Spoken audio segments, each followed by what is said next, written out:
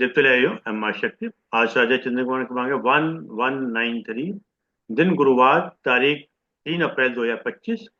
और आज हमारे बीच में कलकत्ता से हैं गोकुल मुंद्रा जी, जिनका विषय है मनोमय कोश का जागरण। उसमें जो विशेष ले रहे हैं ध्यान त्राटक साधना। अब ज्यादा सुन लीजिए, आदरणीय गोकुल मुंद्रा साहब से निवेदन करते हैं कि आज का उद्बोधन जारी है। आदरणीय गोकुल मुंद्रा।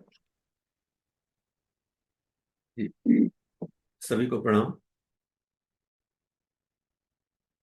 आइए विषय वस्तु में प्रवेश करने के पूर्व एक बार गायत्री महामंत्र के माध्यम से उस महाशक्ति को, परम पूज्य गुरुदेव को, वंदनीय माता जी को प्रणाम करें।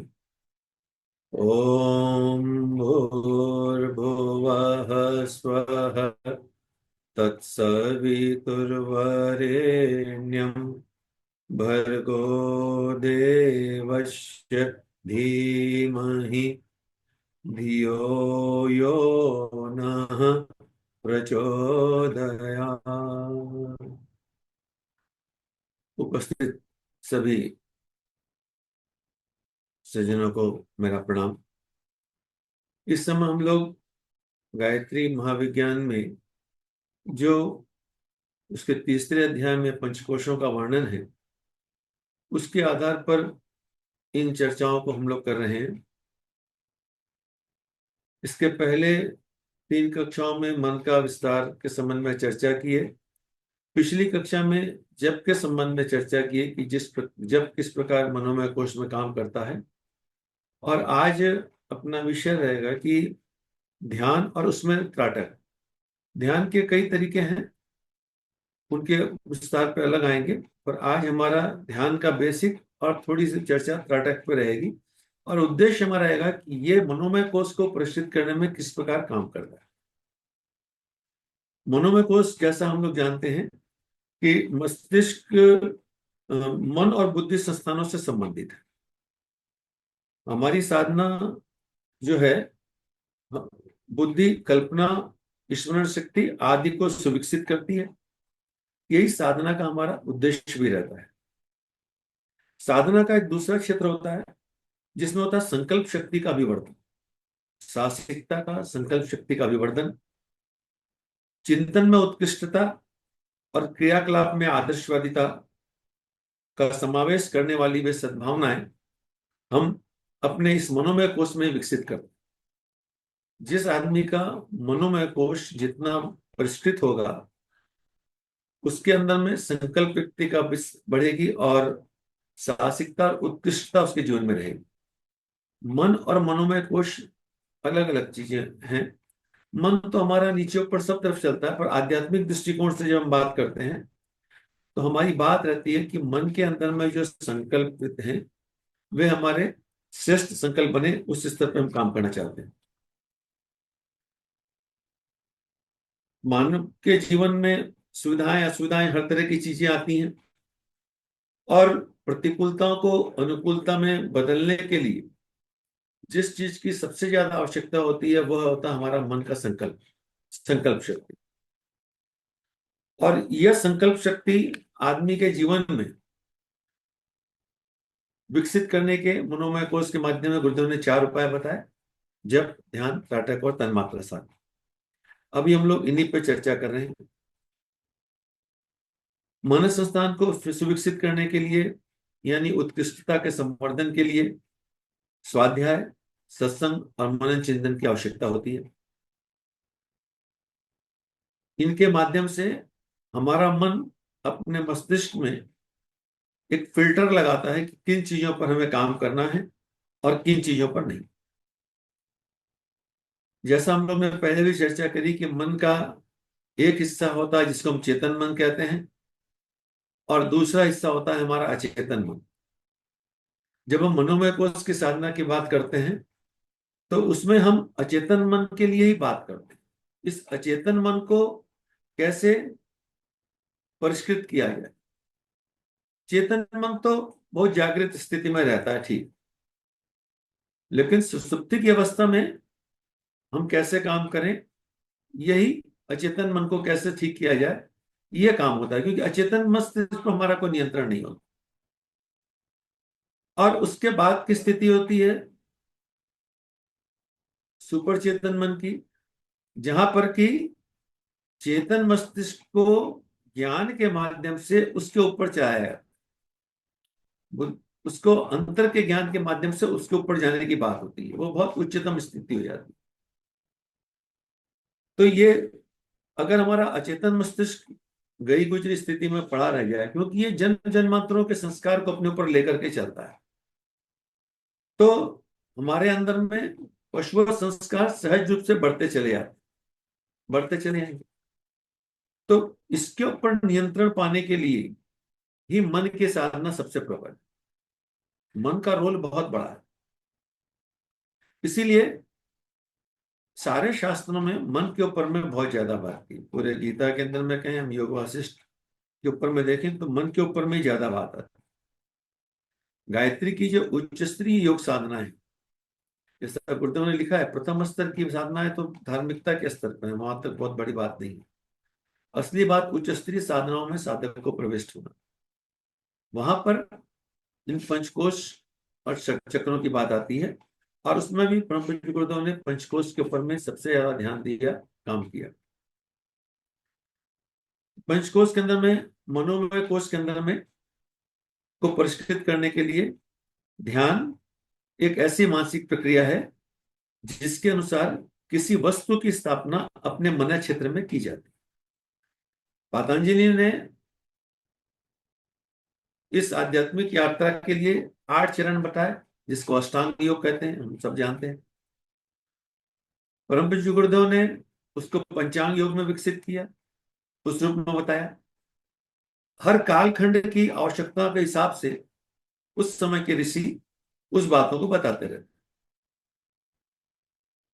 पतंजलि ने यम, नियम और आसन प्राणायाम, इन 4 चीजों के माध्यम से जिस बात को बताई, परम पूज्य गुरुदेव ने गायत्री की योग साधना में अन्नमय कोश और प्राणमय कोश की साधना में इन चारों चीजों का संपुट लिया। पतंजलि ने अगले चरण में यम, नियम, आसन, प्राणायाम के बाद में बात रखी प्रत्याहार की, और ये प्रत्याहार मनोमय कोश की जो जो हमारी एक साधना है कि तन्मात्रा साधना, ये वस्तुतः प्रत्याहार की साधना। प्रत्याहार में आहार को प्रति आहार किया जाता है, जो कुछ हम ग्रहण किए जाते हैं बाहर की इंद्रियों से, उनसे आगे चल करके विपरीत आहार मैंने स्व के लिए, उन सारी इंद्रियों का परमात्म तत्व के लिए कैसे नियोजन किया जाए, इस पर बात की जाती है। और यही बात तन्मात्रा साधना में हम लोग सीखते हैं, जो कि अगले चरण में हम लोग बात करेंगे। पतंजलि ने उसके बाद यम, नियम, आसन, प्राणायाम, प्रत्याहार के बाद में एक बात रखी धारणा, तब ध्यान की बात रखी। क्योंकि पतंजलि के समय में देश काल की परिस्थितियां अलग थी, तब विकृतियां इतनी ज्यादा नहीं थी। विकृतियां तो हर समय थी, पर इतनी ज्यादा नहीं थी जितनी ज्यादा आज के समय में हो गई। इसीलिए उन्होंने ध्यान के उच्च स्तरीय प्रयोग में पहले धारणा को बनाया, क्योंकि प्रत्याहार के माध्यम से हम अपने आचरण को, विचारों को शुद्ध करके और अपने लिए एक सुनिश्चित धारणा बनाते हैं कि धारणा हमारी क्या है, अपने प्रति हमारी धारणा क्या है, और जिसकी जैसी धारणा होगी वैसा ही वह ध्यान करता रहेगा, चलता रहेगा। गायत्री महामंत्र को देखते हैं तो कहते हैं तत्सवितुर वरेण्यम भर्गो देवस्य धीमहि। धीमहि के पहले इतने सारे शब्दों का प्रयोग आया। उस प्राण स्वरूप, दुख नाशक, सुख स्वरूप, श्रेष्ठ, तेजस्वी, पाप नाशक परमात्मा को मैं अपने, कौन परमात्मा, तो ये सारे परमात्मा के गुण, यानी ये धारणा उसके प्रति बनी, और तब उसको धारण की बात आती। तो जो हमारे आकर्षण का मुख्य केंद्र जिसको हम बनाते हैं, वही हमारे जीवन में सहज रूप से प्रवेश करता जाता है। हमारे मन की शक्तियां उसको अपनी ओर खींचती चली जाती, अच्छी हो या बुरी हो, दोनों ही बात। अगर हमारा आकर्षण का केंद्र इंद्रिय जनित जनित वासनाओं के प्रति है, भौतिक सुखों के प्रति है, तो मस्तिष्क उन वस्तुओं के प्रति अपने आकर्षण को बढ़ाते जाएगा। हमारा मस्तिष्क में अगर श्रेय मार्ग पर चलने का भाव है, आध्यात्मिक उन्नति का भाव है, तो मस्तिष्क उन चीजों को अपने आकर्षण का केंद्र बनाएगा। जैसी हमारी धारणा बनती है, मस्तिष्क हमारा उसी प्रकार की चीजों को हमारे सामने ला करके खींच खींच के खड़ा करता चला जाता है। जैसे चुंबक सारे लोह कणों को खींच करके एक तरफ कर लेता है, वैसे ही ध्यान के द्वारा सब ओर से खींच करके अपनी सारी विचारधारा को किसी एक बिंदु पर एकाग्र करना होता है, जिसमें कि बिखरी हुई चित्त की वृत्तियां समझ जाएं, एक आ जाए। जैसा हमने कहा कि पतंजलि के आज के अगर हम 50 साल पहले भी देखें तो भी विकृतियां थी, पर इतनी ज्यादा नहीं थी जितनी आज हो गई। तो उस समय तो निश्चित रूप से अभी की तुलना में अपेक्षाकृत काफी कम रही होंगी। आदमी मूलतः एक श्रेष्ठ स्वभाव का उस समय रहता होगा, इसलिए उन्होंने ध्यान को बहुत अगले, क्यों ध्यान के बाद ही फिर सीधी समाधि की स्थिति बात की।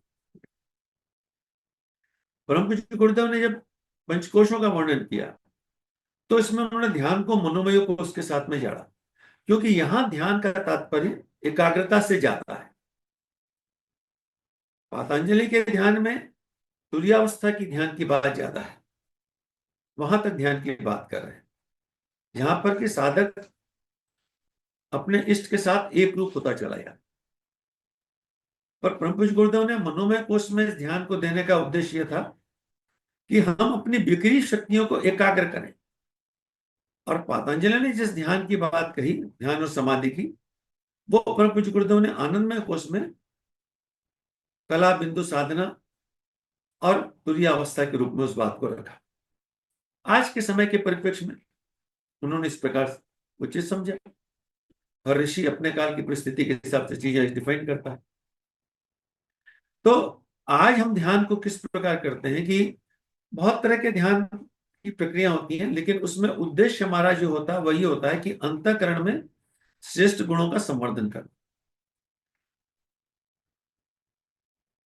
इस समय आदमी किसी न किसी बाहरी ऑब्जेक्ट को लेकर के ध्यान की प्रक्रिया करता है। दो तरह के ध्यान के क्रम चल सकते हैं। एक ध्यान पूर्णतः निराकार की स्थिति पे होता है, जिसमें ज्यादातर हम लोग जो ध्यान की विशुद्ध क्लासेस चलती हैं उनमें उसी तरह के ज्यादा होते हैं। उसमें अपनी सांसों पर ध्यान करने के लिए कहा जाता है, अपनी सांसों को आते जाते देखें, जिसको कि आनापानसति के ध्यान के रूप में भी बहुत ज्यादा वर्णन आया है। और जितने ध्यान के सेंटर्स होते हैं मूल रूप से उसी के ऊपर ज्यादा काम करते हैं, लेकिन सबकी वो स्थिति नहीं होती। परम पूज्य गुरुदेव को 600 करोड़ व्यक्तियों के लिए उपयोगी मार्गदर्शन प्रस्तुत करने का काम ऋषियों ने दिया। इसीलिए इसके पहले जो ध्यान के जितने भी लोग सेंटर्स चलाते थे, वहां पे प्रवेश के पहले बहुत कुछ चीजें होती थी। बिना दीक्षा के तो किसी को कुछ कहते ही नहीं। आपको जब तक दीक्षित नहीं होंगे तो आपको उसके संबंध में बताया ही नहीं जाएगा। अब परम पूज्य गुरुदेव ने इस पूरे चीज को खुला कर दिया कि आप दीक्षित होइए या मत होइए, इस प्रक्रिया को अपनाते जाइए, आप वहां तक पहुंच जाएंगे। इतना बड़ा लाइसेंस ऋषियों ने परम पूज्य गुरुदेव को दिया। इसलिए गुरुदेव ने हर एक के लिए सुटेबल बात को रखने में ज्यादा प्रयास किया। ध्यान एक अपने आप लगाने का ध्यान होता है और एक किसी के दिए दिए कॉशंस के ऊपर में ध्यान होता है। उस पर हम लोग अगले चरणों में बात करेंगे। परम पूज्य गुरुदेव जब शांति कुंज हम लोग जाते हैं तो सुबह उनकी आवाज में कुछ ध्यान किए जाते हैं, उसमें ध्यान के कुछ कॉशंस दिए जाते हैं और उसके हिसाब से अपने मनोस्थिति को बनाना होता है। वस्तुतः देखा जाए तो पूरा निराकार का ध्यान, लेकिन आप गाइडेड मेडिटेशन में उसमें चलते हैं। अगर आप सक्षम हैं तो गाइडेड में आदमी खुद अपने आप को गाइड करता है। कोई भी ध्यान करते हैं तो अपने आप को, अपने आप से अपने आप को गाइड करता है, और यहां उनकी ध्वनि के माध्यम से हम गाइडेंस लेते हैं। तो उसमें भी जब साकार ध्यान की बात आती है तो उसमें किसी आदर्श अपना लक्ष्य के रूप में अपने इष्ट को निर्धारित करना आपकी बात की है। अपने इष्ट को निर्धारित किया जाता है और उसमें उसके साथ अपनी तन्मयता जोड़ने का नाम ध्यान कहलाता है। जैसा ध्यान करता है मनुष्य वैसा बनता चला जाता है। भृंग और झिंगुर का उदाहरण हम लोगों ने कई बार सुना है कि भृंग जो है वह झिंगुर को पकड़ के ले जाता है और एक गुंजन उसके चारों ओर करता है। धीरे धीरे झिंगुर भृंग के रूप में बदलता चला जाता है। जब एक कीड़े में इस प्रकार का परिवर्तन आ सकता है, तो अपने इष्ट के साथ अपने आप को तन्मय कर देने पर साधक में वो परिवर्तन क्यों नहीं आएगा? निश्चित रूप से आएगा। हम यहाँ पर अक्सर हमारी चूक यहाँ यही होती है कि हम देवताओं को ध्यान किसी भौतिक शक्तियों के उपार्जन के लिए या अपने जीवन के किसी कष्ट को दूर करने के लिए किसी के कहने पर हम ये करते हैं। किसी ने हमको कह दिया हनुमान जी का ध्यान करो, हम हनुमान जी का ध्यान करने लगते हैं। किसी ने कह दिया शिव जी का करो, हम शिव जी का करने लगते हैं। किसी ने कहा दुर्गा का करो, तो हम दुर्गा का करने लगते हैं। या कहीं सुन लिया कि इसके ध्यान से ये लाभ होते हैं, तो उस पर चल पड़ते हैं। सबसे पहले साधक को यह देखना चाहिए कि उसको किस चीज की आवश्यकता, मेरी आवश्यकता किस चीज की, ये हमको पहले देखना चाहिए। गायत्री महाविज्ञान में पेज नंबर 237 में परम पूज्य गुरुदेव ने गायत्री के 24 अक्षरों में निहित 24 देव शक्तियों का विस्तार से वर्णन किया है और उन सब के द्वारा क्या लाभ मिलते हैं इसका वर्णन दिया है। जैसे गणेश सफलता की शक्ति के लिए, पराक्रम शक्ति के लिए नरसिंह, योग शक्ति के लिए कृष्ण, प्रेम शक्ति को विकसित करने के लिए राधा, दमन शक्ति के लिए दुर्गा। इस तरह 24 शक्तियों का पूरा गुरुदेव ने वर्णन दिया। मैं उसका पूरा यहाँ पे नहीं पढ़ूंगा, कुछ कुछ बातें आपके सामने कर दी। जैसे प्राण शक्ति को खींचना है तो सूर्य सूर्य भगवान का, निष्ठा शक्ति को जागृत करना है तो हनुमान का ध्यान करें। ये सारे देवता अपने किसी विशिष्ट गुण के कारण देवता कहते हैं। साधक को उच्च स्तरीय साधना में इनको ये देखना चाहिए कि मुझको किस चीज की आवश्यकता है, इसमें से कौन सा गुण है जिसकी मुझे आवश्यकता है। इस गुण की कमी के कारण मैं अपने जीवन में कष्ट पा रहा हूं। मैं कोई भी कष्ट पा रहा हूं तो किसी गुण की कमी के कारण ही पा रहा हूं। हम अपने उस दुख को दूर करने के लिए तरह तरह के उपाय करते रहते हैं। ज्यादा बेहतर है कि उसके काउंटर गुण को हम अपने अंदर विकसित कर लें। और इसके लिए उनके एक एक मंत्र भी हैं, गायत्री के मंत्र। जैसे अगर हमको अपने अंदर में सफलता शक्ति विकसित करना है, विघ्नों का नाश करना है, बुद्धि का विकास करना है, तो गणेश का ध्यान करें और उसमें एक दंताय विद्महे वक्रतुंडाय धीमहि तन्नो बुद्धि प्रचोदयात् मंत्र के माध्यम से हम उसका जप करें।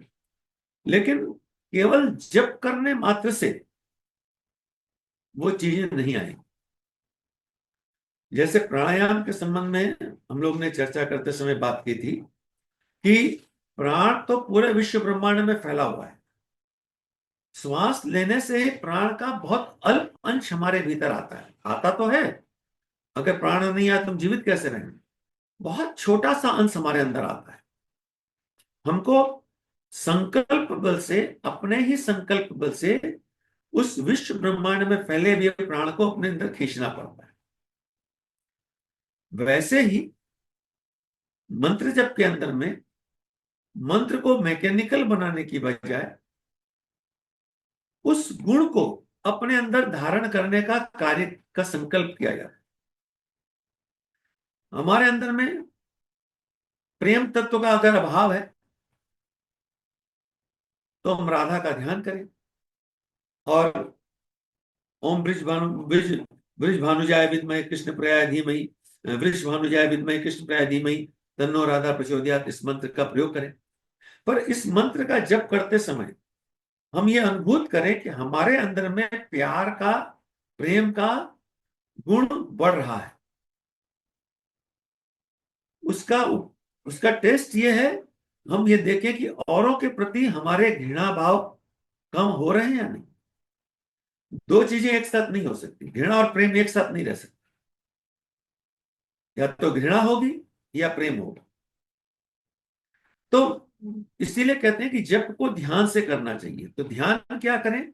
ध्यान यही है। और इन सारे शक्तियों को समग्र रूप से हम करते हैं तो गायत्री मंत्र का जप करते हैं, उसका अपना भावार्थ है, सारी शक्तियां उसमें मिल जाती हैं, और उसमें करें एक एक करके।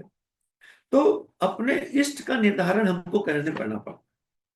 इष्ट का निर्धारण किसी दूसरे के लाभ को देख करके नहीं, किसी दूसरे के उनको सुन करके नहीं, अपनी आवश्यकताओं को देख करके हमको करना चाहिए।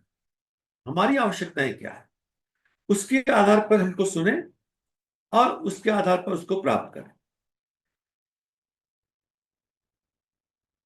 इसीलिए देवता, इन सबको देवता कहा जाता है। अब परमात्मा एक ही होता है।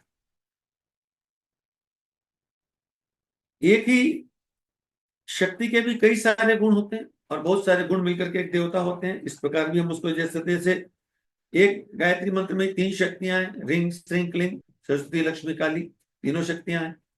तो इनमें से भी जिसका हमको अपने अंदर में प्रयोग करना है, जिसको बढ़ाना है, उसको अपने अंदर में विकसित करने का हमको काम करना चाहिए। ध्यान जो है, ब्रह्म गुरुदेव ने इसको बताया कि ध्यान के 5 अंग होते हैं। 5 अंग क्या है? स्थिति, संस्थिति, विगति, प्रगति और सस्मृति। ये 5 अंग ब्रह्म गुरुदेव ने बताया। स्थिति का तात्पर्य क्या है?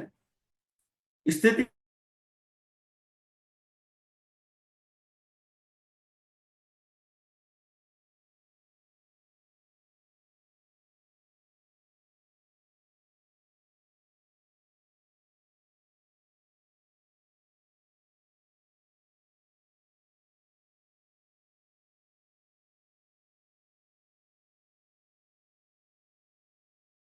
किए हुए हैं, इन सारी चीजों को स्थिति कहा जाता है। ये पहली चरण है कि साधक की स्थिति क्या है। परम पूज्य गुरुदेव जब ध्यान कराते हैं तो उसमें सबसे पहले साधक की अपनी स्थिति को सही जगह पर लाने का प्रयास करते हैं। अगली कक्षा में हम गुरुदेव ने जो क्वेश्चंस दिए उनके ऊपर में चर्चाएं करेंगे, उसमें बात को बहुत समझेंगे। अगली बात होती है कि संस्थिति। संस्थिति मतलब इष्ट देव की छवि का निर्धारण। हमारा इष्ट कौन है? कोई भी हमारा इष्ट हो सकता है, कुछ फर्क नहीं पड़ता है। उस इष्ट का निर्धारण उसके गुणों के आधार पर, फिर उसकी भाव भंगिमा को अपने जीवन में देखना, धारण करना, भाव निश्चित करना। जो भी हमारा इष्ट बने, राम कृष्ण दुर्गा लक्ष्मी काली सूर्य गायत्री, कुछ भी,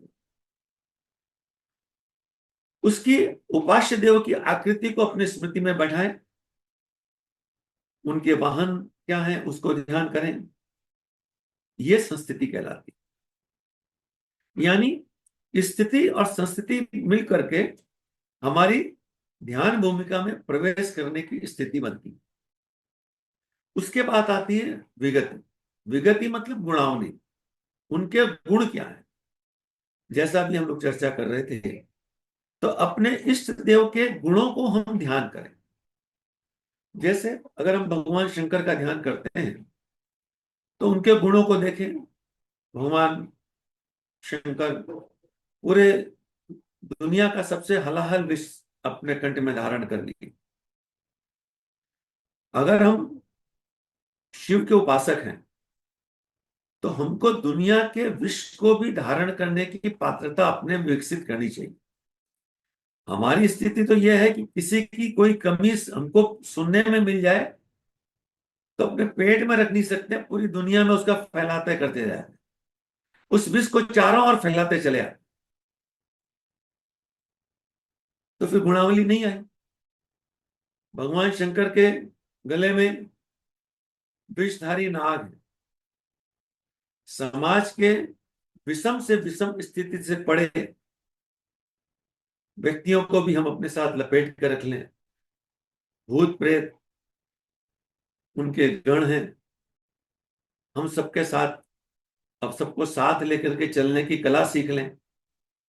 ये गुणावली भगवान शंकर, उदाहरण के रूप में बताया बहुत जगह से। माँ गायत्री का चित्र का ध्यान करते हैं तो माँ गायत्री का वाहन हंस का वाहन।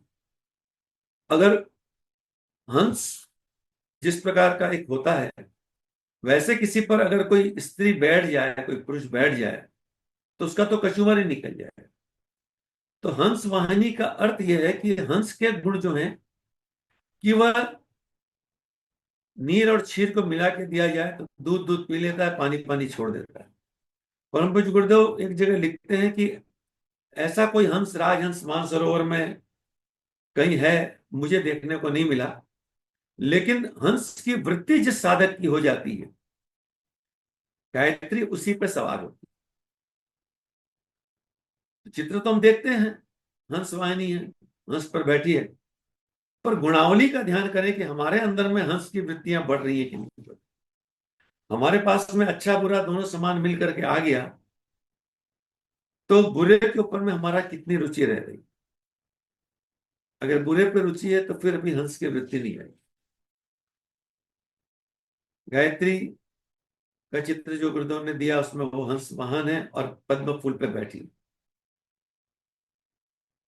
तो पद्म फूल पे बैठी है तो कमल के फूल का गुण आप सब जानते हैं हम लोग, कि जल में रह के भी जल से ऊपर रहता है।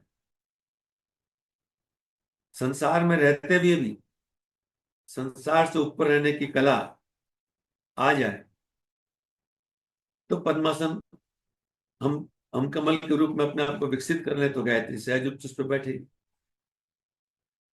सारे देवताओं के अपने अपने वाहन हैं, अपने अपने गुण हैं, उनके हाथों में अस्त्र शस्त्र हैं, उनके अपने गुण हैं। बहुत बड़ा उसका एक विस्तार हो सकता है। इसको गुणावली कहते हैं, इसको विगति कहते हैं।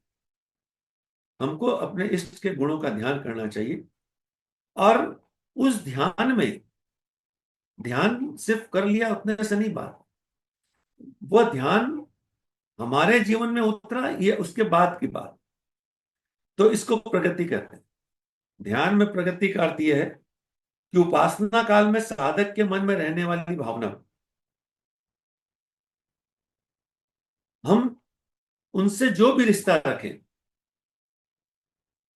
गुरु शिष्य का रखें, पिता पुत्र का रखें, सेवक शत्रु का रखें, जैसा भी रिश्ता रखें, उनसे हमारा एक आध्यात्मिक रिश्ता तो कायम हो गया परमात्मा से या उस देवता से। तो अगर वो रिश्ता कायम हो गया तो उसके गुण हमारे अंदर में आने चाहिए। अगर वे गुण हमारे अंदर में नहीं आ रहे हैं तो हम ये समझ सकते हैं कि हम ध्यान की स्थिति में बैठ गए हैं, संस्थिति निर्धारण हो गई, गुणों को ध्यान भी कर रहे हैं, पर अभी प्रगति में कमी। अभी ध्यान जब तक वो वे गुण उसमें आने लग जाए, गुणों को ध्यान तो लिया पर हमारे अंदर आए कि नहीं आए, ये प्रगति की स्थिति होगी। धीरे धीरे एक साथ तो सारे गुण नहीं आ सकते हैं, लेकिन अपनी समीक्षा हम खुद ही करें, अपने नंबर हम अपने आप को सेल्फ मार्किंग खुद कर लें, तो देखें कि 6 महीने के अंदर में हमारी प्रगति कितनी हुई, कुछ आशाजनक प्रगति हुई या नहीं हुई। और निश्चित रूप से प्रगति होती है अगर हम सही ढंग से प्रयास करें तो। पांचवी स्थिति होती है संस्मृति, मतलब वह व्यवस्था जिसमें साधक और साध्य, उपासक और उपास्य एक हो जाते हैं। परम पूज्य गुरु ध्यान कराते हैं तो उसके क्वेश्चन में लिखते हैं साधक सविता एक, भक्त भगवान एक। यही उच्च स्तरीय समाधि की स्थिति भी हो जाती है। वहां पर द्वैत का भाव समाप्त हो जाता है। मैं ही इष्ट हो गया, अपने आप को इष्ट के साथ इतना ताजुब बैठा लिया जाता है कि मेरे और मेरे इष्ट में कोई भेद नहीं होता, ऐसी अनुभूति हो। इसी को विज्ञान में कोश में परम पूज्य गुरुदेव ने सोहम साधना के रूप में और आत्मानुभूति के रूप में इसको विस्तार से बताया है। तो जिन क्षणों में ये अनुभव होते हैं उसको संस्मृति कहते हैं। इस तरह से 5 चरणों में हम अपने ध्यान के स्तर को देख सकते हैं। पहले चरण में तो हम बैठना उठना सीखें, स्थिर बैठना सीखें। यही उसमें भी सिखाया जाता है कि पहले आप आधी घंटा एक आसन में बैठना तो सीखें, अपनी मुद्राओं पर ध्यान दें, अपने इष्ट का निर्धारण करें। हमको पाना क्या है? ऑब्जेक्ट हमारा क्या है। हम पढ़ने के लिए बैठ तो गए, पर हिंदी पढ़ना है कि इंग्लिश पढ़ना है कि इतिहास पढ़ना है कि भूगोल पढ़ना है कि गणित पढ़ना है, ये निर्धारण तो पहले करना पड़ेगा। और जो पढ़ना होगा उसी पुस्तक को सामने रखना पड़ेगा, तब पढ़ाई हो सकती है। तो परमात्मा के जिन गुणों को अपने अंदर में धारण करना है, उस इष्ट का ध्यान करते हुए हमें ध्यान का प्रक्रिया में आगे बढ़ना चाहिए। अब ध्यान की बेसिक बातें हम आप सभी जानते हैं कि ध्यान को हमको किस स्थिति में बैठना चाहिए। पूजा स्थल पे शांत मन स्थिर चित्त होकर के हमको बैठना चाहिए। गायत्री माता के ध्यान में सबसे श्रेष्ठ है कि स्वर्णिम सविता की उगते हुए सूर्य का ध्यान करें, उसकी सुनहली किरणों को अपने अंदर में प्रवेश करता हुआ देखें। अनुभूत करें कि वे दिव्य किरणें, नुकीली किरणें हमारे शरीर में प्रवेश करती जा रही। इस प्रकार हम उसका ध्यान करें, जिस भी रूप में कर सकते हैं। इस रूप में कर सकते हैं कि माँ की गोद में हम छोटे बालक के रूप में बैठे हैं और माँ का पैपान कर रहे हैं। जैसा भाव हमारा हो उस भाव से हम करें।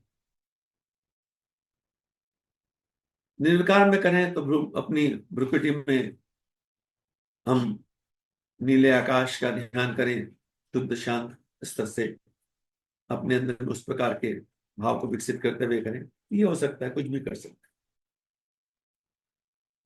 तो ये ध्यान के संबंध में आप सब जानते हैं, हमको विशेष उसमें कुछ कहना नहीं। कुछ विषय है तो ध्यान की इस स्थितियों पर चर्चा करें। अगले सेशन, अगले कक्षा में हम परम पूज्य गुरुदेव जो ध्यान कराते हैं उनके क्वेश्चंस के ऊपर में हम लोग चर्चा करेंगे। आज हमारा ध्यान की बेसिक बात करके हम त्राटक की जो क्रिया है इसके ऊपर में बात करना चाहिए। हठ योग के अंदर में आता है त्राटक। त्राटक भी ध्यान का ही एक अंग है। त्राटक दो प्रकार के होते हैं, अंतर त्राटक और बाह्य त्राटक। दो तरह के त्राटक करते हैं। बाहर आंखें बंद करके किसी वस्तु पर ध्यान जमा करना अंतर त्राटक होता है। आंख खोल करके किसी पर ध्यान एकत्रित करना ये बाह्य त्राटक होता है। त्राटक की प्रक्रिया में हम पहले बात कर लें। हम लोग सब जानते हैं जैसे त्राटक की प्रक्रिया होती है कि अपना एक कोई दीपक जला लें। बेहतर हो गाय के घी का दीपक जलाएं, क्योंकि गौ घृत से जो दीपक जलता है उसमें एक सौम्यता होती है। तो उसको जलाएं। उससे लगभग 4 फुट दूर के स्थान पर बैठें। अन्य सब लाइट बंद कर दें। ऐसे कक्ष में बैठे कि हवा ज्यादा न रहे वहां पर, या इसके ऊपर में कोई कांच का गोला रख दें। उसको अपनी नेत्रों से तब तक देखें जब तक कि आंखें थक न जाए और उससे पानी गिरने न लग जाए। ये हड्डियों के त्राटक की बात कर। इसी तरह और भी उपाय है कि एक कागज ले लें, 1 फुट 1.5 फुट लंबा चौड़ा ऐसा कागज ले लें, सफेद कागज। उसके बीच में एक काले रंग का निशान कर लें, एकदम काला डार्क। और उसके सेंटर में एक पीले रंग का एक स्पॉट बना दें, सरसों जैसी कोई चीज उस पर लगा दें। और वैद्यक दृष्टि से उसके ऊपर में देखें, एकदम पैनी नजरों से उसके ऊपर देखें। कमरे में बहुत अधिक गर्मी ना हो, सर्दी ना हो। मेरुदंड सीधा रखें और अपनी पूरी शक्ति से उसके ऊपर ऐसे देखें कि अपनी आंखों से उसमें हम छेद करते जाएं। ऐसा इस भाव से करें। थोड़ी देर में आंखों में दर्द होने लगेगा, पानी बहने लगेगा, तो अभ्यास को बंद कर दें। धीरे धीरे इस अभ्यास की अवधि बढ़ती रह सकती। सूर्य पे भी त्राटक किया जा सकता है। कई लोग सूर्य पे त्राटक करते हैं। उगते हुए सूर्य को ऊपर में खुली नेत्रों से देखें और तब तक देखें जब तक कि आंखों थक न जाए, उसमें से पानी गिरने न लगे। ये जो बाह्य त्राटक है, इसके जो लाभ हैं, इसके लाभ, भौतिक लाभ ज्यादा है। मैस्मरिज्म की क्रिया करने वाले, हिप्नोटिज्म की क्रिया करने वाले, इस प्रकार की प्रक्रियाओं से अपने अंदर में आंख में वह ऊर्जा शक्ति उत्पन्न करते रहते। गांधारी का उदाहरण हम सब जानते हैं कि उसने अपनी आंख में पट्टी बांध ली थी, तो उसकी आंख की ऊर्जा आंख में ही निहित हो गई। और दुर्योधन को उसने जब देखा तो पूरा शरीर वज्र के समान हो गया। तो उस आंख के अंदर में उस ऊर्जा को बढ़ाने का वो कार्य किया जाता है, और फिर उस ऊर्जा से दूसरों को प्रभावित करने का कार्य करते हैं। इसके अच्छे और बुरे दोनों तरह के प्रयोग जैसे हर चीज के होते हैं, इसके भी हो सकते हैं। हिप्नोटिज्म से बहुत तरह की लोगों को मानसिक बीमारियों से भी मुक्त किया जाता है, और इससे कईयों का शोषण भी कर दिया जाता है। इसीलिए ज्यादा बेहतर है कि हम राजयोग की साधना में चलें। राजयोग की साधना में अंतःत्राटक की बात की जाती है। खुले नेत्र से अपने इष्ट को, अपने आराध्य को देखें, थोड़ी देर देखें, फिर आंख बंद करके अपने अंदर उसकी छवि को अनुभूत करें, उसके गुणों को अनुभूत करें, उसके स्नेह को अनुभूत करें, उसकी कृपा को अनुभूत करें। दीपक पे भी ध्यान करना हो तो थोड़ी देर खुले नेत्रों से देखें, फिर आंख बंद करके अपने दोनों भौहों के बीच में, ये जो आज्ञा चक्र का स्थान है, इस स्थान पर उसको देखें, या हृदय चक्र के ऊपर में, जिसे अंगुष्ठ मात्र ज्योति के रूप में जिसका वर्णन आता है। तो अगर हम अंगूठे को भी देखें तो उसकी आकृति लगभग लौ के, दीपक की लौ की तरह उसकी आकृति हो जाती है। इसलिए अंगुष्ठ मात्र ज्योति पुंज के रूप में ध्यान करने की बात कही गई। हम उस रूप में उसका ध्यान करें। किसी भी स्थिति में अगर हम त्राटक करते हैं तो हमको इस बात का ध्यान रखना चाहिए कि हमारे आंखें स्वस्थ। अगर आंखें हमारी खराब हैं तो, और अगर हम हठयोग की प्रक्रिया में त्राटक करेंगे, यानी बाह्य त्राटक करेंगे, तो आंखें और भी ज्यादा डैमेज हो सकती। लेकिन अगर अंतः त्राटक की प्रक्रिया में काम करें,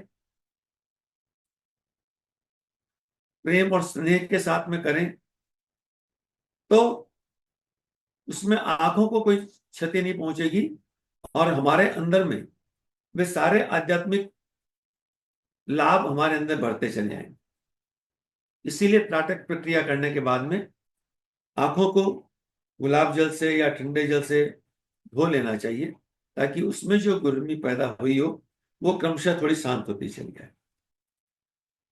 इस त्राटक से जो सबसे बड़ा लाभ है वह एकाग्रता का लाभ। ध्यान आज के युग में जिसको हम कहते हैं, उस एकाग्रता को ही कहते हैं। हम कोई भी काम करते हैं, पढ़ाई करते हैं तो कहते हैं ध्यान से पढ़ो, रास्ता पार करते हैं तो कहते हैं ध्यान से पार हो, बच्चों को सिखाते हैं ध्यान से करो, बाजार करने जा रहे हो ध्यान से करना, सही ढंग से देखना, रुपए पैसे का हिसाब प्रॉपर करना, हर काम को ध्यान से करने की बात कही जाती है। व्यवहारिक जीवन में भी हर काम को एकाग्रता से करने का नाम ही ध्यान है। दुनिया की सारी शक्तियों का उपार्जन करना का जो माध्यम है वो हमारी एकाग्रता ही है। अगर एकाग्रता नहीं होगी, हमारा ध्यान भटका भटका रहेगा यहां वहां जहां तहां, तो किसी प्रकार के लाभ हमारे जीवन में हम प्राप्त नहीं कर सकेंगे। एक एक बात कही जाती है कि अगर पानी निकालना है तो किसी जमीन में 200 फुट लगातार एक जगह खोदेंगे तो पानी की लेयर मिलेगी, लेकिन 20 जगह 10-10 फुट खोदेंगे तो कोई पानी नहीं मिलेगा। तो एक जगह पर अपने लक्ष्य को निर्धारित करके उस एक काम पर तन्मयता से लगना, यह ध्यान प्रक्रिया का व्यवहारिक जगत का मूल उद्देश्य होता है। तो एकाग्रता में जब व्यक्ति रहता है तो एक जगह पर स्थिर होता है, और जब स्थिर होता है तो उसके लाभ निश्चित रूप से उसको प्राप्त होते चले जाते हैं, और यही समाधि का आधार भी तैयार करता है। मन क्षेत्र का स्थान ये आज्ञा चक्र बताएगी।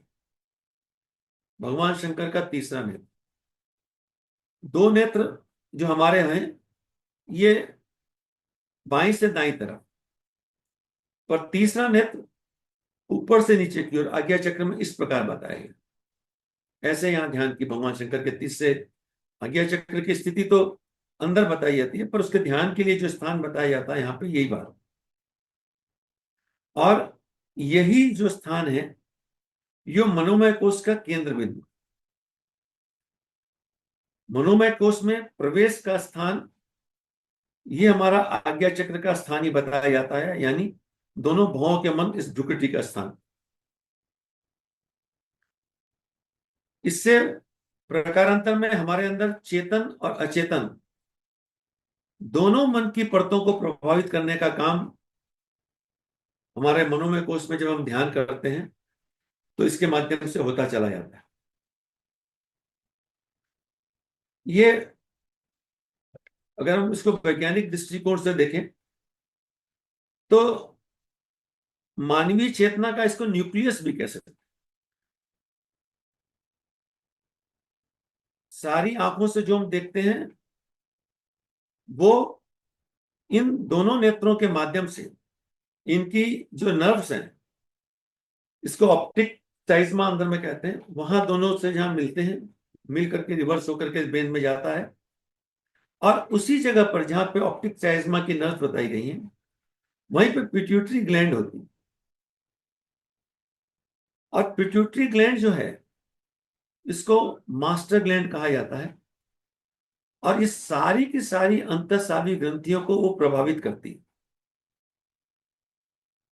इसका प्रभाव हमारे सीधे एड्रिनल ग्लैंड तक पड़ता है, यानी हमारी काम वासना को भी यह नियंत्रित करने में काम करता है। ये जो एक कथानक आता है कि भगवान शिव अपनी तीसरी आंख जब खोले तो कामदेव भस्म हो गए, तो ये इसी बात को बताता है कि कोई बाहर का कामदेव नहीं है। अगर वो भस्म हो गया तो कहां गए, फिर उसकी कहानी बताई गई और चीजें बताई गई। वस्तुतः सारी साधनाएं आंतरिक होती हैं। जब साधक अपने अंदर में शक्तियों को जागरण करता है तो उसके मन की काम वासना स्वतः समाप्त हो जाती है। यही कामदेव के दहन की बात बताई गई। अन्यथा काम वासना का पूर्ण रूप से शमन करना, दमन करना असंभव सा है। उसको दमन कर सकते हैं, दबा दिया, वो कहीं और विकृत होकर के निकलेगी। लेकिन आज्ञा चक्र में ध्यान के माध्यम से इष्ट के गुणों को लेकर के जब काम किया जाता है तो अपने अंदर में दैविक गुण जैसे बढ़ते हैं तो वो वासनात्मक जो हमारे दुर्गुण हैं उनको स्वतः समाप्त करता चला जाता है, उसको नष्ट करता चला जाता है। तो ये हमारे आंतरिक शक्तियों को किस प्रकार कार्य करता है इसकी बात कही गई है। इसी को आज्ञा चक्र को सूर्य के रूप में, सोलर प्लेक्सस के रूप में नाभि को भी बताया गया है और इस स्थान को भी बताया गया है। नाभि में जब सोलर प्लेक्सस के रूप में सूर्य का ध्यान करते हैं तो शरीर के अंदर में प्राण ऊर्जा के संवर्धन के लिए करते हैं। हमारे अंदर में सूर्य की प्राण ऊर्जा का विकास हो रहा है, तब नाभि चक्र में सोलर प्लेक्सस पर सूर्य की प्राण ऊर्जा का ध्यान की बात होती है। लेकिन जब आज्ञा चक्र पर करते हैं, इसीलिए प्रातः काल थोड़ी देर के लिए अगर संभव हो सके तो एकदम उगते हुए सूर्य पर बाह्य त्राटक के रूप में करें, और बाह्य त्राटक नहीं हो तो जप के साथ में अंतर त्राटक के रूप में काम करें। जब नाभि चक्र में तो प्राण की शक्ति फैलेगी, लेकिन आज्ञा चक्र पर देखेंगे तो वो प्रकाश का और ज्ञान के संवर्धन का काम करेंगे। वहां पर प्रकाश ज्ञान में परिवर्तित हो जाता है और तब तमसोमा ज्योतिर्मय की जो बात होती है उसके लाभ साधक को प्राप्त होने लगते। हमारे अंदर से अज्ञान रूपी अंधकार को क्रमशः समाप्त करने में सूर्य का अंतःत्राटक या बाह्य त्राटक, जिस भी स्थिति में हम कर सकें, वह काम करता है। और हमारे तीसरे नेत्र के जागरण का काम इसके माध्यम से होता रहता है। यही है दिव्य चक्षुओं का जागरण होना। भगवान के स्वरूप को देखने के लिए भगवान कृष्ण कहते हैं, मैं तुझे अपने दिव्य चक्षु प्रदान करता हूं। ये दिव्य चक्षु यही है, इसी आज्ञा चक्र को दिव्य चक्षु बताया गया है। और इस आज्ञा चक्र को हम त्राटक साधना के माध्यम से,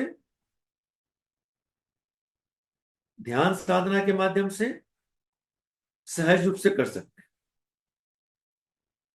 बहुत अच्छी ये बात रही कि युग ऋषि ने समय की परिस्थितियों को देखते हुए हठयोग के रूप में यानी बाह्य त्राटक के ऊपर में बहुत जोर नहीं दिया है, और ये लिखा है कि अगर इसको करना हो तो किसी कुशल योग्य मार्गदर्शक के सानिध्य में करना चाहिए। अब कुशल योग्य मार्गदर्शक तो कहां से मिलेगा? किसी को मिल जाए बहुत अच्छी बात है, नहीं भी मिल सकता है। तो ऐसी स्थिति में अंतर त्राटक का ध्यान सबसे अच्छा है। अंतर त्राटक में किसी के मार्गदर्शन की आवश्यकता नहीं, अंतरात्मा ही हमारा मार्गदर्शक बन जाता है। हमारी अंतर चेतना ही हमारी मार्गदर्शक बन जाती है। हमारी गुरु सत्ता ही हमारा मार्गदर्शक बन जाती है। हमारा इष्ट ही हमारा मार्गदर्शक बन जाता है। और वह हमें हमारी आवश्यकताओं के अनुसार से वो दिव्य चक्षु प्रदान करता चला जाता है। तो त्राटक साधना का जो वास्तविक उद्देश्य है वह अपनी दिव्य दृष्टि को ज्योतिर्मय बनाना। अंतर में इस ज्योति जागरण को हम बाहर जगत में कैसे देखें? तो यही बात है कि जो एक कहावत आती है, बुरा जो देखने में चला बुरा न मिलिया कोई। तो साधक धीरे धीरे उस स्थिति पे आता चला जाता है जहां पर उसको अपने दोष दिखने लगते हैं और दूसरों के गुण दिखने लग जाते। यही दीक्षा की अगली स्थिति होती है। दीक्षा की 3 भूमिकाएं गायत्री महाविज्ञान में प्रभु जी गुरुदेव ने लिखी है। मंत्र दीक्षा, फिर प्राण दीक्षा या अग्नि दीक्षा, और फिर ब्रह्म दीक्षा। अग्नि दीक्षा या प्राण दीक्षा में साधक को अपनी कमजोरियां दिखने लगती हैं, और उन कमजोरियों को देख करके वो निराश हताश होकर कोने में नहीं बैठता, बल्कि संकल्पित होकर के उनसे लड़ने में अपनी शक्तियों को लगाता है, उसके लिए प्रयत्न करता है। यही त्राटक साधना के माध्यम से, यही साधना उसके अंदर के संकल्प बल को जगाती है, और इस संकल्प बल का जागरण ही हमारी ध्यान साधना, त्राटक साधना का मूल उद्देश्य होता है।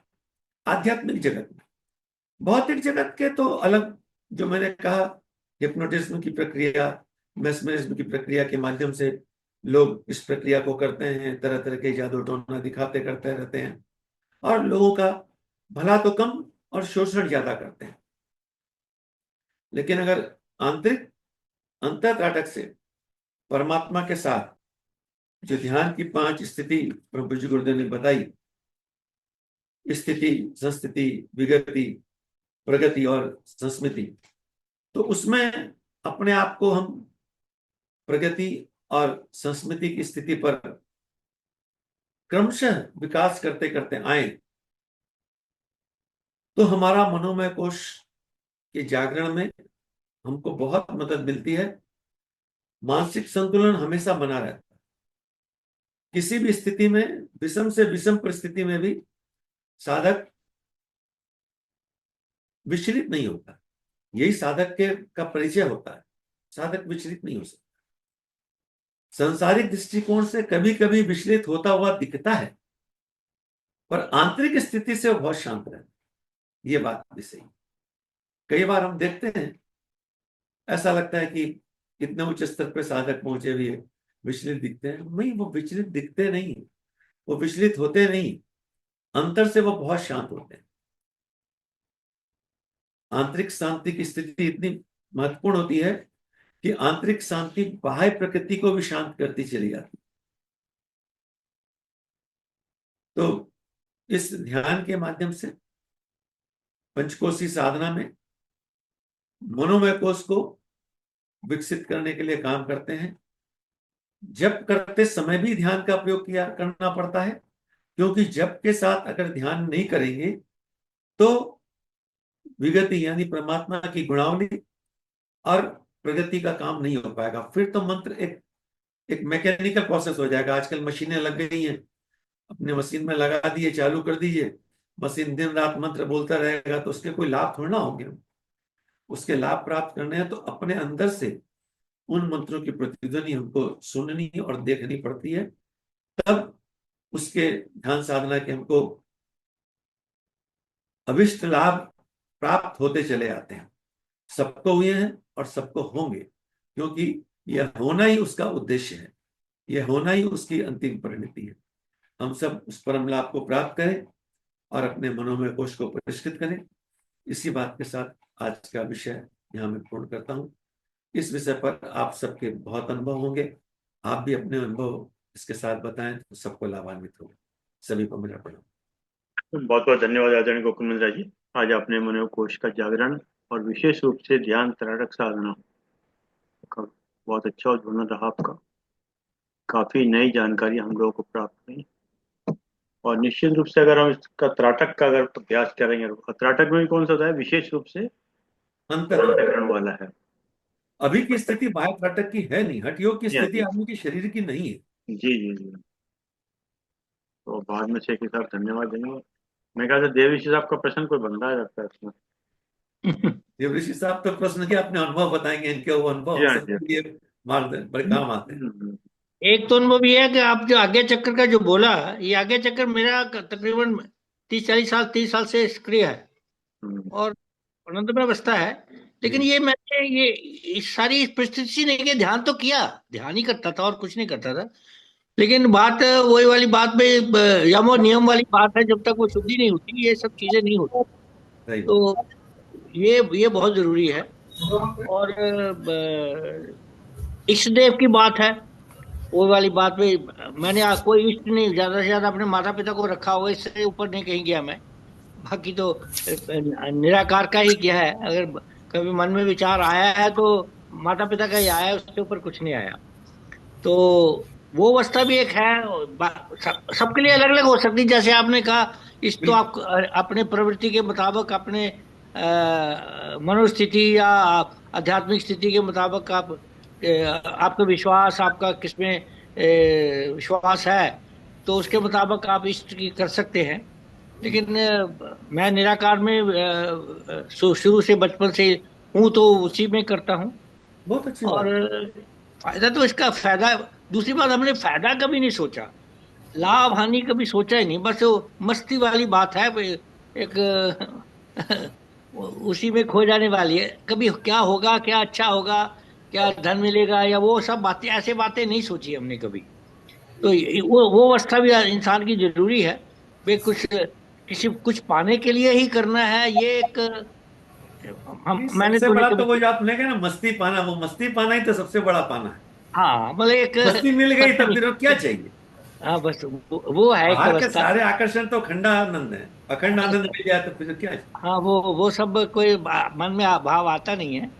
तो ये है भाई, आपसे सुन के एक एक एक बड़ा, एक सबसे बड़ा जो लाभ जो हो रहा है ना, मुझे याद है मैंने 1967 में बायोग्राफी ऑफ अननोन योग पढ़ी थी, सबसे पहली बार पढ़ी थी मैंने।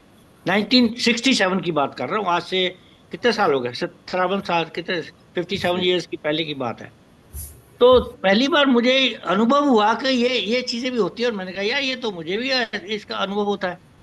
तो ऐसे ही आप जैसे आप सिर्फ सुनते हैं तो वही बातें याद आती है, आप जो बोलते हैं भी ये तो अनुभव वाली बातें हैं, ये तो बिल्कुल ही ये सत्य है। तो एक थोड़ा विश्वास भी उठता है, और एक दृढ़ता भी आती है, और आनंद में थोड़ी एडिशन भी होती है। ये एक बड़ा अच्छा लगता है। अब आप जैसे, आपका भी पांडे जी भी कई बार है, लेकिन आपका आपका विषय अलग है, ये कथाएं नहीं है लो, ये बिल्कुल एक अलग विषय है, इसलिए ये डायरेक्ट ही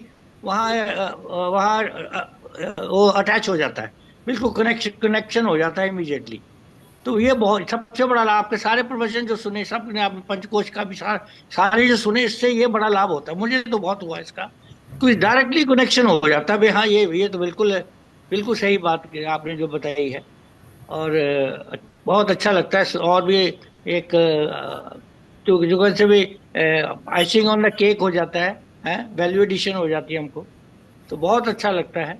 और हम जो सुन रहे हैं सबको यही अब एक जैसे गीता का मतलब है, फल की इच्छा किए बिना वो करो, वो ज्यादा अच्छा है। अगर उस अवस्था में पहुंच जाओ तो बहुत ही अच्छा है। वो तो बहुत ये अच्छा। लाभ होगा, वो हाँ वो हो जाए तो बहुत ही अच्छा है। और प्रवचन से बहुत लाभ, मतलब आपके जैसे पंचकोश के बारे में स्पेशली है, इसमें ये चैप्टर एक ऐसा है, एक सब्जेक्ट ऐसा है, इसके बोलने से एक बहुत ही एक कनेक्टिविटी हुई है। और आप जो अनुभव है उनके साथ रिलेशन होने से एक विश्वास और बढ़ता है, और भी उसमें रुचि और भी बढ़ जाती है। और ये बात भैया भी इसको कंटिन्यू करना होता है। जी। एक अवस्था थी, समय लगता था। अब एक और अनुभव बताता हूँ, एक समय लगता था, अब मैं तकरीबन आधे मिनट में, 15 सेकंड में उस अवस्था में पहुंच सकता हूँ, 5 सेकंड में भी पहुंच सकता हूँ। तो ये एक अनुभव का, ये बार बार अभ्यास का ये फर्क है कि आप बहुत जल्दी उस अवस्था में जा सकते हैं। तो ये भी एक अनुभव आप बता सकते हो। ये अभ्यास अभ्यास से ही होता है। बस तो ये है अभ्यास कि उसी आप उसी अवस्था, में रहते हैं, कभी कभी बाहर निकलते हैं। अब आप उसी में बसता रहते हैं, तो फिर कहीं दूर कहीं नई चीज पकड़ने वाली बात नहीं है। तो ये एक बड़ा अच्छा अनुभव है जो साझा करना अच्छा लगता है। ऑल्दो कई बार सोचा भी साझा, कई बार आज बहुत लोगों को तो हो सकता समझे ही ना, तो कई बार बोला नहीं जाता ये बात। वेश अवस्था को समझना है कई बार मुश्किल है। ठीक है, जैसे आपने ये एक बड़ा मुंह पकड़ लिया, बात पकड़ ली, और उसी अवस्था में रहते तो वहां जाने में देर क्या लगती। तो इंस्टेंटेनियसली हो जाता है। तो बहुत अच्छा लगा, बहुत बहुत आपका धन्यवाद। क्या धन्यवाद, हमारी वो है हम भाग्यशाली हैं, हम इस सत्संग संस्था से जुड़े हुए हैं। ये विधि का विधान है, हमने जुड़ना था। बस सही तो बात। मेरे आध्यात्मिक जर्नी में ये सत्संग का बहुत फर्क पड़ा। स्वाध्याय भी इतना किया, पुनर्जन्म के संस्कार हैं, परिवार के संस्कार हैं, वो एक साथ चलते रहे। लेकिन जैसे मैं कई बार प्रश्न भी किया, हमें को गुरु नहीं मिला। भाई नहीं मिला, अंदर हम सोचते हैं भी अंतरात्मा ही गुरु है। लेकिन ये आप देख रहे हैं प्रवेश से सत्संग के मुताबिक आप सब गुरु ही हैं। जैसे आपकी वाणी सुनी, तो ये भी गुरु का स्थान ही दिया जा सकता है, क्योंकि जिससे कुछ ग्रहण किया वही गुरु है। तो कई जिससे जिससे भी ज्ञान करो, सब गुरु आते हैं। और बाहर कोई अच्छा से आपने बोला भी इतना बहुत अच्छा गुरु जो आपको त्राटक सिखा सके, वो कहाँ मिलेगा। वही वाली अवस्था है।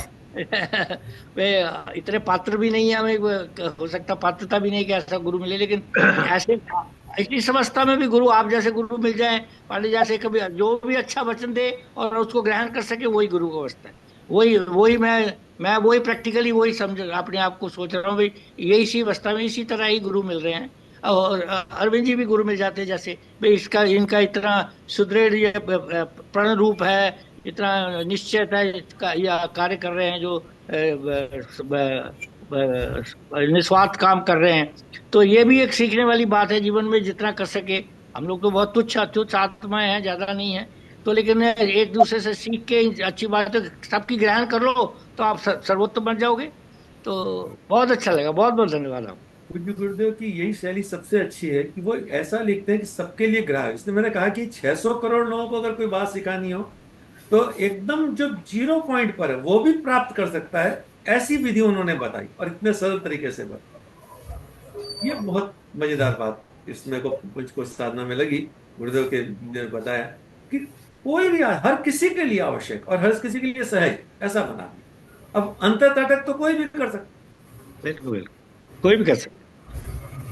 और मैं है। जैसे बताऊं, मैं बाहर त्राटे का आज तक नहीं किया, अंदर ट्रैकर तो स्वतः ही हो जाता है, वो जाते स्वतः ही हो जाता है वो। हाँ। ये तो गुरुकुल मिश्र साहब, ये तो गुरुदेव ने कहा ना कि किसी भी समय उठो और किसी भी समय सो, उसी समय बिल्कुल कर लो। बिल्कुल। कभी तो आप उठोगे, कभी तो सोओगे। हाँ, मतलब उसके लिए समय का भी वो बंधन नहीं रखा उन्होंने। नहीं रखा। इसी प्रकार का नहीं। और आत्मोत तत्वों वास्तव की में जो शास्त्र साधना भी है। कोई बंधन नहीं देता है, हम ही लोग कोई बंधन बात नहीं। बना देते हैं नहीं, दुनिया को। आत्मोत तत्वों की जो पवित्रीकरण का साधना है। मंत्र ही कहता है पवित्र हुआ अपवित्र हुआ, हम्म, सर्वावस्थांगत को। हम्म। अब उससे ज्यादा कि शास्त्र को रोज उसी मंत्र को पढ़ो। गोविंद सर, आपने जैसा भी बताया ना कि विशेष चीज के लिए विशेष मंत्रों का प्रयोग है, पर जो व्यक्ति साधक गायत्री मंत्र कर रहा है तो क्या अलग अलग मंत्रों का प्रयोग करना चाहिए क्या उसको? नहीं, मैंने नहीं किया, मैं अगर आपके आपकी सामने बैठा हूँ, मैंने एक मिनट, एक मिनट। मैंने कोई मंत्रों प्रगाढ़ का निष्ठा हो हम्म। तो कोई, क्योंकि उसको करने से सारे अपने आप आ रहे हैं। हम्म। लेकिन कभी कभी क्या होता है ना कि किसी को कोई एक विषम परिस्थिति में उसको लगता है कि मेरे जीवन का ये कमी दूर नहीं हो रही है। हम्म। इसलिए मैंने कहा कि साधक को लाभ प्राप्त के लिए नहीं, अपनी कमी को दूर करने के लिए इस कमी का काउंटर पार्ट गुण कौन सा है। मुझ में क्रोध ज्यादा आ रहा है, इसका मतलब मेरे में प्रेम का गुण कम है, तो मैं उसके लिए थोड़ा विशेष चेष्टा करूं। एक व्यक्ति पढ़ाई तो सभी पढ़ता है, 10 सब्जेक्ट पढ़ता है, हम्म। लेकिन जिसमें कमजोर होता है उसका ट्यूशन ले लेता है। हम्म। किसका ट्यूशन ले लेते हैं, पढ़ाई तो इसीलिए बाकी वो समय समय पे जो विशेष आहुतियां दी जाती है वो उसी वजह से दी जाती है ना, विशेष हाँ, मंत्र, लेकिन विशेष चाहिए। ये जो आहुतियां जो हम देते हैं ना, ये बहुत ही, मतलब उसको क्या है, एकदम प्रारंभिक स्तर के उसके लाभ हैं। हम्म। असली बात है, गुरुदेव ने कहा 10 माला उसकी तब 1 माला इसकी करनी थी, ओके। अगर उसको जपे भी तो। इसका फार्मूला भी ये दिया, हम्म। गायत्री मंत्र की 10 माला तब 1 माला इस मंत्र की जाप करें, हम्म। तो उसमें आपको एक्स्ट्रा एडिशनल एडवांटेज की बात आती है, उस गुण को विशेष रूप से हमारे अंदर बढ़ा देता है। और हमको देखना चाहिए अपनी कमियों को दूर करने के लिए किन गुणों को धारण करें, ये वाला फैक्टर सबसे इंपॉर्टेंट। हम्म। हम तो जनरली लालच के लिए भागते चले। हम्म। एक मुझे सब ये बताइएगा जैसे जैसे। सब महालक्ष्मी मंत्र की आहुति देते हैं, कितना भी दो तो भी उसको लगता है तुमको जरूरत नहीं है तो क्यों करते हो भाई। तुम अगर संतुष्ट हो तो दूसरी जगह देखो, दूसरे गुणों को खोजो। गुरु मैं एक चीज बताइएगा, जैसे ध्यान में जब बैठते हैं ना, तो एक तो ध्यान में क्या कि सांसों का आना जाना हो गया, एक जब सांसों पे नहीं कर रहे हैं अगर आप, तो कोई जो विचार आ रहे हैं तो उस पे उस वक्त में क्या रखें, मतलब क्या चीज होनी चाहिए मन में हमारे? इसीलिए जो गुरुदेव जब ध्यान कराते हैं तो वो विचारों को किस पर, इसलिए मैंने कहा कि अगला जब क्लास होगा तुम गुरुदेव के जो पंचकोश ध्यान में जो क्वेश्चंस दिए हैं उनके ऊपर हम चर्चाएं करेंगे, ताकि हम्म। जब उसको समझ लेते हैं तो वो क्वेश्चंस हमको अपने आप अपने अंदर में आने लगते हैं, फिर बिना गुरुदेव की आवाज के भी वो चीज हम करते चले जा सकते हैं। हम्म। क्योंकि हर आदमी उस स्थिति पे नहीं है, इतनी उच्च स्थिति पे कि वो ध्यान में बैठे और एकाग्रचित होकर के स्थिर हो हम्म। जाए। स्थिर शरीर हो सकता है पर मन स्थिर हो कोई जरूरी नहीं है। इसलिए गुरुदेव ने गाइडेड मेडिटेशन को ज्यादा महत्व दिया। हालांकि अगर आप पैसे देंगे तो नादियों की भी ध्यान होती है और हम्म। हर तरह के ध्यान। और गुरुदेव के किसी ध्यान में गायत्री का नाम भी नहीं लिया गुरुदेव, किसी भी ध्यान में गायत्री का नाम नहीं लिया गुरुदेव। सविता देवता का ध्यान, सविता की शक्तियों का, साधक सविता एक, और फिर उनके उनके लाभों जिस कौन पे करना उस पर काम। तो जब हमको अगर कोई सहज व्यक्ति नहीं कर सकता तो उसके लिए ज्यादा अच्छा तरीका यह है कि उस ध्यान को पहले सुन के समझ लो कि क्या क्या कहा जा रहा है, और हर निर्देश के बाद में कुछ स्पेस है, उतनी देर तक अपने मन को उस जगह पर लगाए रखें बस, ठीक। तब फिर अगला निर्देश मिल जाए। बहुत सुंदर। तो अच्छा, आप भी कुछ पूछ लो, किस पूछना है आपके मन में विचार आ रहा है कोई? जी सर। विचार तो बहुत अच्छा आ रहा है, आप लोग के सत्संग से बहुत कुछ रीइंफोर्समेंट होता है, जैसे ऋषि साहब ने कहा कि वो रीइंफोर्स होता है, जो चीज है वो अंदर से और मजबूत होता जाता है, मजबूत हो जाता है। आज की कई प्रक्रियाएं, पिछले दिनों में कई लोगों से मिलते मिलते कुछ न कुछ तरीका से सिखाई जाती। अब जैसे गुरुदेव वाली जो वीडियो वीडियो से भी किया है, उगते हुए सूरज पर ध्यान करना और धीरे धीरे धीरे आंख को बंद करना, उससे बहुत अच्छा लगता है। सही बात है, और कुछ होता क्या है, अच्छा लगता है, बहुत अच्छा लगता है, लगता है कहीं और पहुंच गया तो यही। अब उसको मस्ती कहें, आनंद कहें, जो भी कहें, अच्छा। हमने कभी उसको इवैल्यूएट करने की नहीं कोशिश की कि क्या लगा, बस लगा और अच्छा है। और हमने इनको श्री श्री को कई बार सुना भी और देखा भी, आए थे फरीदाबाद में जब यहाँ पे, तो उन्होंने यही कहा था कि भाई ध्यान करने की नहीं है, बस नहीं, कुछ नहीं करने की बात है। बस जब आप कुछ नहीं करते हो वही ध्यान, नहीं करना, बस ऐसा कर सकते हो न सोचना, न करना, न कुछ करना, बस बहुत ध्यान है। वैसी स्थिति में अगर आप पहुंच जाओ तो उसके लिए जैसे ये सब ठीक है, एक्सटर्नल नाटक है या जो भी तरीका है, कई तरीके लोग बताते रहते हैं। लेकिन जब कुछ नहीं करना है, बस मैं कुछ भी नहीं हूँ, मैं कुछ, कोई थॉट नहीं है, कुछ भी नहीं है, बस अब उस स्थिति में लगे कितनी देर लग सकते हैं। बाकी तो वर्ल्ड में रहते हैं तो कहीं ना कहीं कुछ पैटर्न, कहीं ना कहीं कुछ कुछ आ ही जाता है। तो जितनी देर रह पाते हैं, जितना पॉइंट मिलना है उतनी देर के लिए कर पाते हैं तो अच्छा लगता है, बस यही है। और चलिए साहब। मतलब साहब, ये जो आपने अभी कहा ना कि गायत्री मंत्र मशीनी का, अगर देखा जाए तो गायत्री मंत्र गुरुदेव की आवाज के साउंड में अगर किसी भी जगह बज रहा है और साउंड आ रही है, या गुरुदेव का साहित्य रखा है, तो वो भी कहीं ना कहीं उस वातावरण में प्रभाव छोड़ता है। जबकि वो हल्की हल्की आवाज या गुरुदेव का साहित्य है, जबकि किताबें कुछ बोल नहीं रही हैं, पर मेरे ख्याल से वो भी सूक्ष्म जगत में कहीं ना कहीं उस कमरे का या उस मकान के या उस हाउस का एक सूक्ष्म कोई ना कोई तो रहता है तरंगे, तो मतलब साहित्य भी मतलब। सर आपका कहना सही है, लेकिन घर में मंत्र बजता रहे, चोर आए तो आराम से चोरी करके जाएगा। हाँ, वो तो ठीक है, ये तो चूंकि आप उससे जुड़े हैं, जान रहे हैं, तो वो हल्के से दूर की ध्वनि भी आपके अंदर में उसको बढ़ा दे रही है। तो इसलिए मैंने कहा कि मशीन, कई बार लोग ये सोचते हैं कि मशीन चला दिए काम हो जाए, जब तक हम उसके नहीं साथ अपने आप को तारतम्य ना बताएं, अपनी ट्यूनिंग ना करें। नहीं, सर नहीं, वो तो देखिए सर, विशेष मैं आपको एक एग्जाम्पल देता हूँ। गुरुदेव से एक सर्जन से डॉक्टर जुड़े हुए थे काफी। तो जब भी वो ऑपरेशन करते थे मतलब, तो उनके थिएटर में वो हल्की हल्की आवाज में वो चलता रहता था। तो एक बार किसी मुस्लिम का वो कर रहे थे, उसमें ऑपरेशन कर रहे थे बहुत हल्की हल्की आवाज में। तो उसने पूछा व्यक्ति ने कि साहब ये क्या बज रहा है। तो उन्होंने कहा कुछ भी बज रहा हो, तो बोले कि मुझे बड़ा आनंद दे रहा है, मतलब मुझे स्मूथिंग लग रहा है। क्वेश्चन ये मैं कह रहा था। हाँ, वो वो तो ध्वनि अपनी जगह तरंगे तो, इंपॉर्टेंट है, मैं उसकी बात नहीं कर रहा। जी पर जी ये भी हल्का वाइब्रेशन में वो भी कहीं ना कहीं एक एडिशन हमारी कॉस्ट, मतलब मेरी कॉस्ट को एक एडिशन दे रहा है। मेरा पॉइंट ये कहने का था। बिल्कुल। वो मैं क्योंकि उसको, वो हाँ, मंत्र की तरंगे है ना, बस बस बस। मंत्र की तरंगे अपना काम तो हाँ करती बस, हैं। मैं उसको कहता था कि वो जी, भी कहीं ना कहीं एक एडिशन मुझे कर रहा है मेरी। बिल्कुल, हाँ। मेरी कहीं ना कहीं वर्किंग में मेरी कहीं ना एडिशन तो कहीं करता उसमें ही है। एग्जैक्टली। जैसे आपने देखा बहुत से लोग ना पुरानी फिल्मों के गाने हल्की हल्की आवाज में चलते रहते हैं बैकग्राउंड में, और वो काम करते रहते हैं। हम्म, तो वो बैकग्राउंड में उनका चलता है, मतलब ट्यूनिंग बनी हुई है, मतलब हाँ ट्यूनिंग से है। हाँ वो हाँ हाँ। रिदम बनी हुई है कहीं ना कहीं व्यक्ति की ना। वो जी, उस रिदम, जैसा भी ऋषि साहब ने कहा ना, वो उस आनंद में खोए हुए हैं बस। उन्हें चिंता नहीं कि कौन आ रहा है कौन जा रहा है, वो अपने आनंद में ले रहे हैं।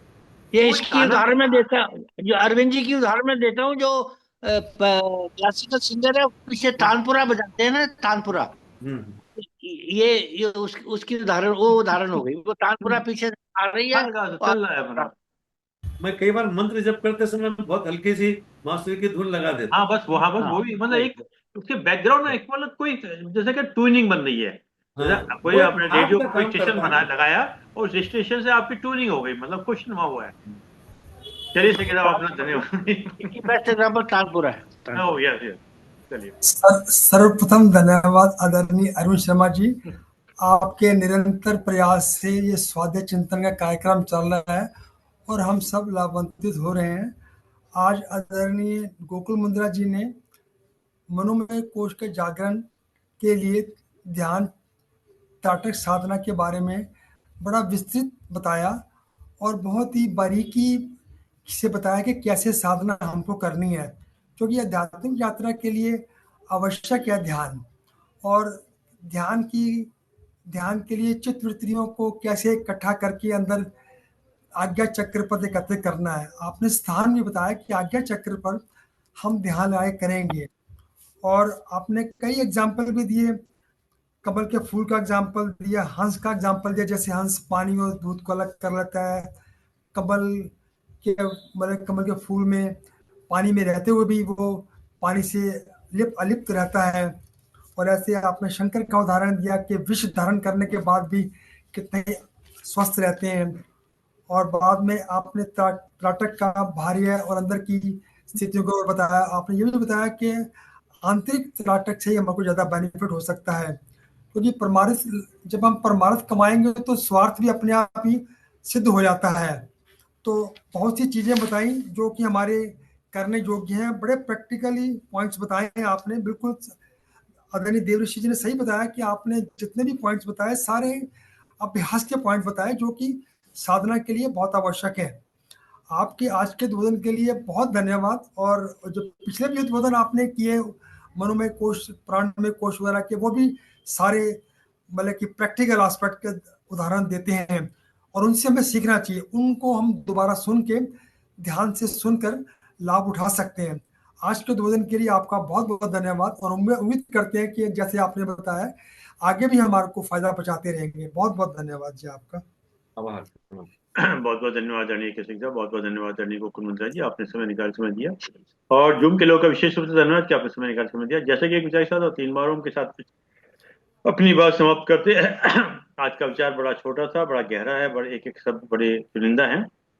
यदि कोई ऐसा समय आए, यदि कोई ऐसा समय आए जब आपको पैसा और विश्वास में से एक को चुनना हो, यदि कोई ऐसा समय आए जिसमें आपको पैसा और विश्वास में एक को चुनना हो, तो विश्वास चुनिए, क्योंकि पैसा तो फिर भी कमाया जा सकता है लेकिन विश्वास नहीं। बहुत सुंदर, अत्यंत सुंदर सर। पैसा तो फिर भी कमाया जा सकता है, विश्वास नहीं, क्योंकि विश्वास वो स्टिकर के समान है कि एक बार उखड़ने के बाद दोबारा नहीं चिपकता वो। उत्तम अगर सर। अगर विश्वास टूट गया तो फिर वो बात नहीं रहती जो बात पहले होती है। चलिए सही बात है। आइए।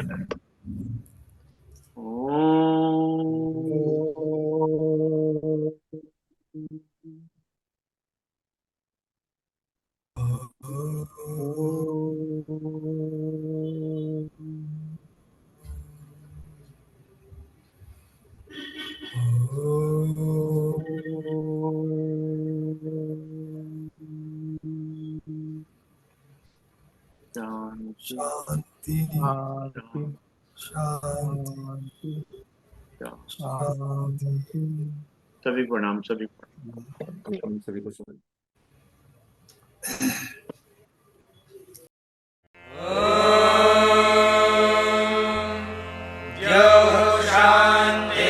शान्तिरन्तरिक्षं शान्तिः पृथिवी शान्तिरापः